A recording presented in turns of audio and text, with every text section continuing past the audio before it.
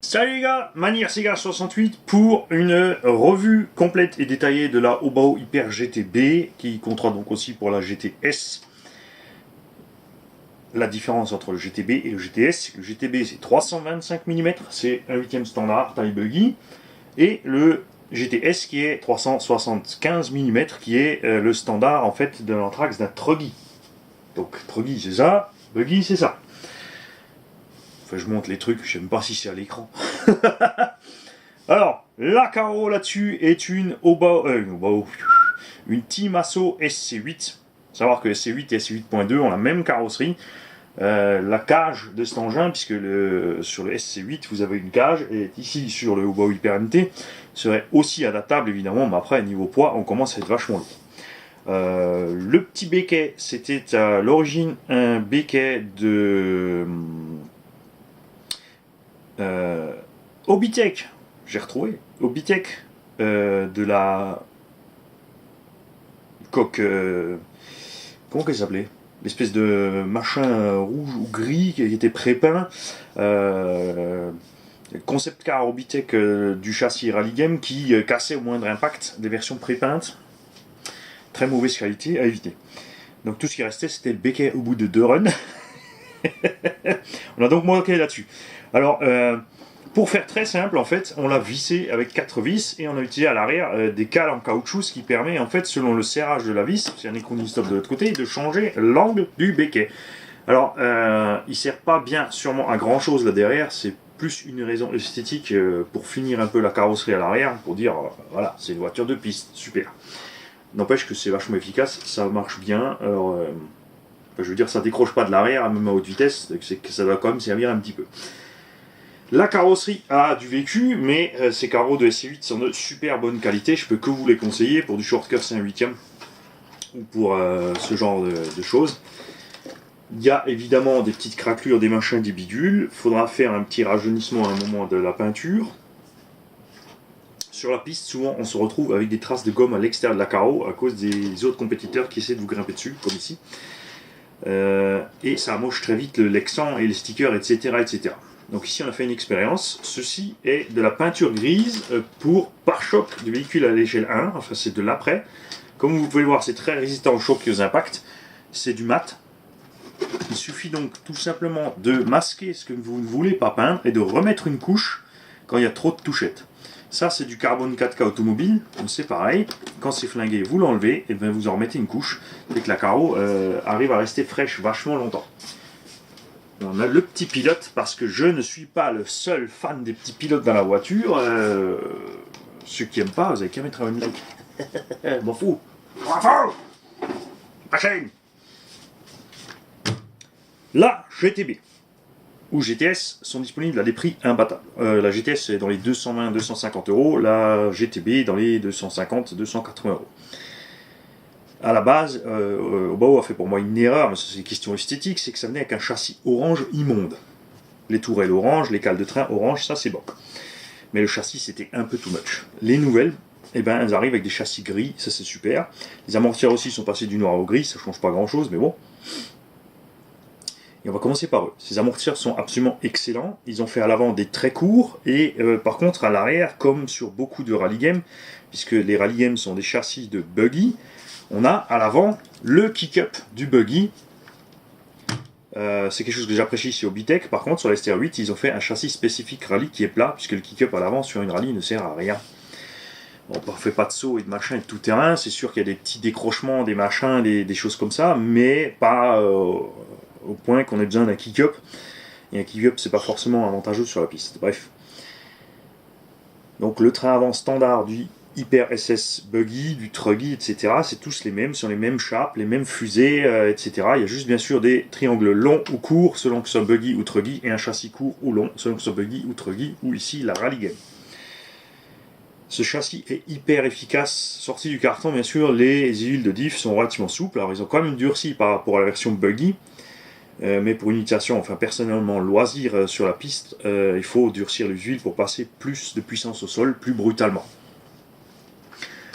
Évidemment, à la base, c'est prévu pour du 4S. tout comme les buggy. Nous, on est des grands sauvages en loisir, on utilise du 6S dans des châssis comme ça, et on a donc la puissance à bord qu'on a dans un Monster Truck. Et bien ce châssis encaisse ça sans broncher. Ça fait 2 ans que j'ai cette bagnole, elle roule quasiment tous les dimanches, minimum un pack ou deux. Les noix de cardan ici, on peut les voir de près. Donc les articulations des cardans homocinétiques ont un minimum de jeu, mais rien de plus. Les noix de cardan ne souffrent pas d'usure particulière ici. Il n'y a rien qui a été changé depuis l'achat de cette machine et depuis le passage de pièces options, puisque d'origine elle arrive avec des cardans standards au centre et à l'arrière. Il n'y a que des CVD à l'avant, j'ai passé les CVD partout. Après, je suis passé dans le fuel tuning juste pour le fun, en fait, plus pour rire, c'est la voiture du dimanche, donc elle est pas maltraitée ni rien. On a donc les fusées avant et les chapes avant en alu, et on a les fusées arrière en alu. Malheureusement, on n'existait pas en orange, uniquement en gris, donc on n'a pas pu faire le raccord, tant pis. Il y a des tourelles options, ça ce sont les tourelles standards, puisque les tourelles standards sont tellement solides, et la tourelle option on a juste un petit truc de design en plus, et elle est en 70-75 au lieu d'un 60-61, mais sur une petite pièce comme ça, à changer 3 grammes, ça ne changera pas bien grand chose. Les cales de train en alu sont extrêmement résistantes aussi, tout comme les axes de triangle globaux qui sont de super qualité, tout est en 4 mm au niveau des axes de suspension. Les diffs sont les mêmes depuis le Hyper 7 ou voire avant, indestructible, même le diff central ici qui est avec de l'huile de 500 000, on a de la 150 000 devant, il me semble de la 50 000 derrière, voire pire. Ça fonctionne à merveille, on n'a aucun souci. J'ai passé la plaque de châssis option en alu 70-75, fraisée, allégée. Celle-là par contre elle valait la peau des fesses, ça payait plus de 110 balles la plaque de châssis, mais j'en pouvais vraiment plus de ce orange. Donc on l'a fait comme ça. A l'origine, il y a ici une petite boîte de réception derrière le cerveau que j'ai dégagée parce qu'il n'y a absolument pas de place. Il faut limite démonter le récepteur, enlever le boîtier du récepteur pour réussir à monter juste la platine du récepteur dedans. C'est un peu naze, les câbles vont devant, derrière. Si on veut changer le pignon moteur vite fait, il faut vraiment démonter le moteur de son support pour réussir à changer le pignon. Si vous avez un axe moteur trop long, ça va être un peu trop juste ici. Donc moi j'ai utilisé une bonne vieille boîte étanche Traxxas là-devant, puisqu'en plus j'ai un module de son ici, j'ai donc du câblage en plus. Mais de cette façon, tout mon électronique est recentré, parce que normalement aussi avec le bac à batterie normal du haut bas haut, vous avez le récepteur le variateur qui est monté ici à l'arrière, on a donc les câbles moteurs qui vont au variateur, et ensuite tous les câbles qui vont vers devant dans la boîte de réception qui est de ce côté. C'est un peu bizarre, on fait un U avec les câbles, je ne suis pas fan du tout. De plus, comme c'est un engin de loisir pour le fun, je voulais que le poids soit devant pour qu'on puisse faire décrocher l'arrière quand on a envie. Avec un châssis long, c'est très simple à maintenir en ligne, c'est super. Il n'y a pas besoin d'acheter un engin avec des angles de direction de 90 degrés, des roues avant ou arrière qui tournent à des vitesses différentes, etc. pour faire du drift. Avec ce machin, vous mettez des pneus que vous n'aimez pas, et il suffit d'appuyer sur la gâchette pour drifter. C'est génial. J'ai aussi mis les protections de caisse latérales de la version buggy, avec même les petits déflecteurs de la version buggy pour protéger mon moteur. Parce que sur les rallye game, souvent le châssis est ouvert sur le côté, bien sûr on a un meilleur refroidissement, parce que comme on a une grosse carrosserie, il n'y a pas beaucoup d'air qui arrive au moteur, mais tout ce que projettent les roues est projeté dans le moteur, et on abîme très très rapidement ici le côté du moteur, ce qui n'est pas le cas ici, le moteur est intact comme vous pouvez le voir, et ça c'est quelque chose que j'aime particulièrement. La direction, vous pouvez changer, il y a 3 positions de réglage pour la barre de Ackermann. Vous avez 2 positions de réglage dans les fusées pour si vous augmentez ici ce réglage au bout des fusées, la direction va être beaucoup plus sensible. C'est-à-dire que dès que vous touchez, la roue va braquer plus le levier est long, plus la roue va braquer vite, plus on est court, plus ça va être doux. Donc ça, c'est à chacun de trouver ses réglages. Le mieux, comme je dis toujours, est de tester, c'est-à-dire vous allez sur une piste, vous mettrez du 2S par exemple dedans pour avoir une vitesse constante, pour pouvoir voir la différence. Vous réglez votre barre de Ackermann au mini, vous faites un tour à fond, vous la mettez au maxi, vous faites un tour à fond et vous voyez la différence. Vous faites pareil avec les suspensions, vous faites pareil avec les réglages de fusée. Et là où c'est un peu plus long, c'est bien sûr pour les huiles de diff. Il faut démonter le diff à l'avant et à l'arrière, ce qui va quand même très vite.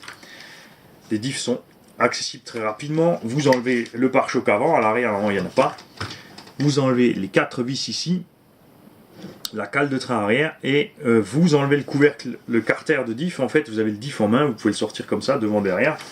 Vous pouvez durcir, le ramollir, faire ce que vous voulez, le remonter, tac, c'est reparti. De cette façon aussi que j'ai monté ici, pour l'entretien et le lavage, c'est hyper facile. Vous enlevez la platine de servo, qui vous permet donc d'enlever le variateur et le servo. Vous enlevez les deux vis qui maintiennent le moteur, vous le partez enlever avec son chariot. Ici, vous enlevez la vis qui maintient le boîtier de réception et vous avez tout l'électronique posé à côté d'un coup. Vous pouvez donc nettoyer tranquillement la machine. La machine a 2 ans. Je le répète encore une fois. Je ne sais pas si on va bien le voir à la caméra. La machine a 2 ans et comme vous pouvez le voir de près, il n'y a aucune usure. Elle n'est pas dégueu, elle n'est pas massacrée, elle n'est pas laminée. On a évidemment les impacts dans le triangle arrière des graviers et des pierres projetées par l'avant. Mais c'est minime. On a sablé ici un peu, je vais vous montrer de près, voilà. On a sablé ici un tout petit peu la vis, mais pas plus que ça, grâce à ces pauvres déflecteurs. Ça marche super bien, j'étais vraiment étonné, puisque j'ai d'autres châssis où il n'y a pas ce genre de choses dessus, les triangles arrière, les fusées, les tirants supérieurs ici, même voire les amortisseurs sont laminés par les graviers et le sable projeté par les roues avant. Puisqu'on atteint quand même ici des vitesses de 80-90 km/h en roulant tranquille, à vitesse standard. Et évidemment, on peut toutes les pousser à 120, 150, 200 km/h. Ça ne sert absolument à rien sur la piste, à part bouffer les piles et les pneus et pas se faire plaisir. Le bac à batterie, j'ai utilisé un bac de Forza Flux, tout simplement parce que c'est le meilleur que j'ai eu en main depuis toutes ces années. Ce bac est réglable, il a été monté de façon à être réglable, donc vous pouvez décaler vers l'avant, vers l'arrière, rallonger le bac pour les grandes batteries, le raccourcir pour les petites batteries. Extrêmement solide, extrêmement résistant, la batterie est super bien protégée avec toutes les mousses qu'il y a dedans. J'apprécie vraiment énormément ce bac à batterie. Pour le poser, on a utilisé, puisque ce châssis est pourvu pour le bac d'origine, de réglage complet du bac. En fait, mais le bac d'origine n'est absolument pas pratique, il est relativement court, c'est prévu pour 2 batteries à l'intérieur, moi j'utilise qu'une, donc j'ai un gros bloc, donc pas du tout pratique. On a donc utilisé les trous de fixation ici qui ont été filetés en M4, on a rajouté 2 trous dans le châssis, il a fait des trous dans le châssis et fileté ici en M4, on a donc les vis qui viennent d'en haut dans le châssis, qui sont vissées dans le châssis, ce qui fait que c'est absolument discret, invisible, on ne voit rien, à part la petite auréole de couleur où il n'y a plus d'anodisation dessus, à cause du passage de la filière. Ça s'arrête là. Si le châssis n'est pas usé, c'est parce que je ne roule pas à ras du sol. Rouler à ras du sol ne sert pas à grand chose. Ces 5 mm ici ne changeront pas grand chose à la tenue en virage. Surtout qu'on fait sur un circuit, il n'y a pas beaucoup de circuits où on a des grands virages à vitesse soutenue. On a souvent des petits virages et dans les petits virages, en fait, le centre de gravité ne joue pas vraiment puisqu'on passe à des vitesses bien trop inférieures. Par contre, quand le châssis est par terre, quand on va manger les vibreurs sur une piste, on décolle une roue. Décoller une roue, c'est une perte de motricité. Quand le châssis frotte, on ralentit la machine et on perd de l'adhérence. Puisque si le châssis frotte, en fait, la roue va patiner. On perd donc de l'adhérence et de la vitesse de passage en courbe. Méfiez-vous, ne faites pas n'importe quoi avec votre garde-sol. Ne vous dites pas que si vous roulez à 1 mm du sol, vous allez avoir une fusée, alors qu'à 2 cm, vous avez un tout-terrain. C'est pas vrai. Il y a plein qui sont venus essayer. Ils se sont rendus compte d'une chose, c'est que malgré la garde au sol ici de presque 2 cm, eh bien, je suis passé devant. Et oui, parce que moi, quand je passe sur les vibreurs, j'ai mes 4 roues au sol, je ne perds donc pas de motricité. Mais ça, on dit, c'est à chacun de voir, de trouver son petit bonheur pour les réglages. Il y a maintenant le Hyper VS. J'ai constaté par contre sur le Hyper VS, grâce au retour des abonnés, merci à tous les abonnés qui ont un Hyper VS qui m'ont fait les retours, que Obao utilise des cales de train en plastique sur le Hyper VS, puisque ce que je ne comprenais pas trop, ici il est même un peu moins cher que le Hyper SS, mais les cales de plastique, donc en cas de choc, peuvent craquer, et il faut attendre des options. Ce qui serait intéressant de voir, c'est est-ce qu'on peut tout simplement monter les cales de train du Hyper SS sur les Hyper VS.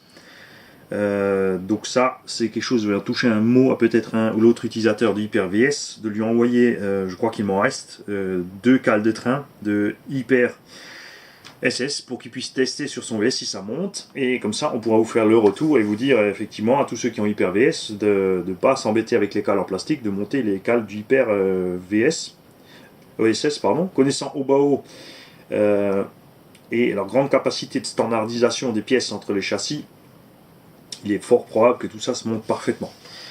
Celui-ci est équipé aussi des supports de diff en alu. Pourquoi? Parce que les diffs, ici on a un plastique à l'avant, relativement endurant, mais à haute vitesse et quand on a atteint des grandes températures, c'est vrai que le plastique va se déformer plus vite que l'alu. De plus, c'était compris dans le petit kit avec la platine supérieure à alu qui me plaisait bien. C'est pour ça qu'il y a tout ça sur cette machine, mais c'est vraiment overkill. Si vous prenez le châssis d'origine, ça suffit largement. Évidemment, là, c'est juste beau et magnifique. C'est clair.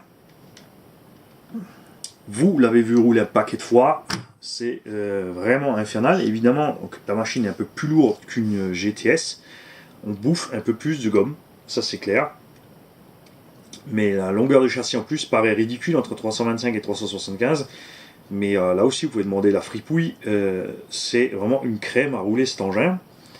Mais maintenant que j'ai ma Audi R8 ici, il est temps pour la belle de prendre sa retraite. Et est-ce que j'ai fait le tour? Non, il y a encore des options qu'on peut mettre sur cette machine au bas haut, ce que beaucoup ne savent pas.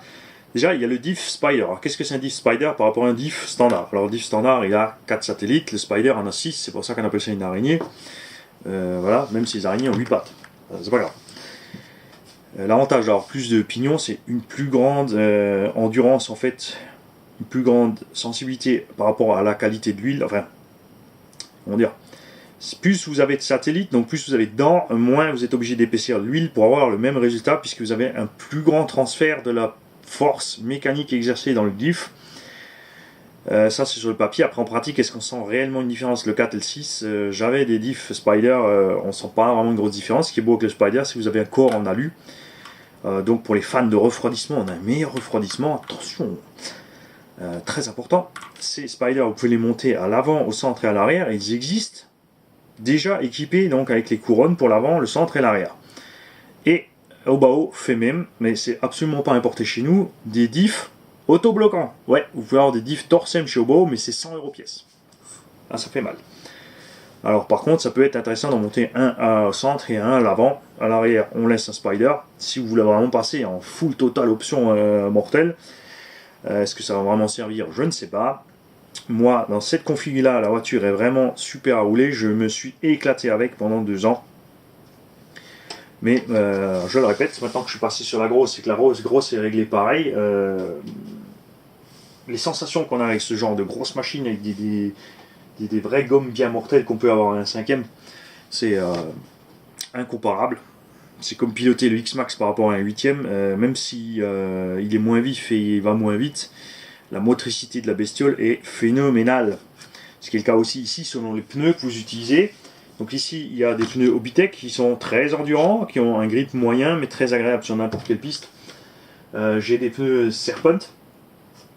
Les Serpent ça glisse un tout petit peu plus dans les virages. Par contre pour les lignes droites et les accélérations c'est beaucoup plus sympa puisqu'ils sont la carcasse est extrêmement stable. À voir aussi évidemment que la température de la piste et la façon dont vous dosez l'accélération évidemment. Et mes préférés sont évidemment les... je vais vous les remontrer. Les PMT Super Mega Soft. Ça c'est de loin vraiment mes pneus préférés. J'ai aussi essayé les GRP Soft. Mais ils sont très bons aussi. Enfin, on a vraiment un comportement similaire. La seule différence c'est que les GRP arrivent en fin de gomme. La carcasse est bizarre et on ne peut pas utiliser le pneu vraiment jusqu'à la corde. Les SP Racing, vous pouvez les bouffer jusqu'à sur la jante, il n'y a pas de souci. Tant qu'il y a un tout petit peu de gomme sur ces pneus, eh ben, ils sont utilisables. Pas oublier les SP aussi. Les SP Racing Super Soft qui sont disponibles à des prix super intéressants maintenant, comme c'est l'ancienne gamme. Il y a pas mal de boutiques qui les jettent à 8,90 la paire. Donc ça vaut franchement le coup pour le loisir. Ces pneus médium tiennent un paquet de packs, vraiment. C'est un pack au carré, un paquet de packs. Voilà. J'espère avoir répondu aux attentes du demandeur pour cette revue complète. On a surnommé cet engin quand même le Panzer, c'est pas pour rien. C'est parce que sur la piste, j'ai eu aucun souci avec les autres concurrents. des touchettes. Il n'y a pas pour autant plus de jeu que ça dans les axes ou n'importe quoi. Il a très bien encaissé. Généralement, ce sont les autres qui sont partis avec une patte cassée, pas lui. Donc c'est très appréciable aussi pour les sauvages de la gâchette qui ne respectent pas votre machine. Voilà. Je vous souhaite à tous une belle journée. Profitez bien et bon bash, pas un bash, c'est une rallye game, on fait pas du bash avec un rallye game. Donc bonne séance de drift ou de rallye sur votre parking sans poteau de préférence. Faites gaffe, les poteaux c'est bordel.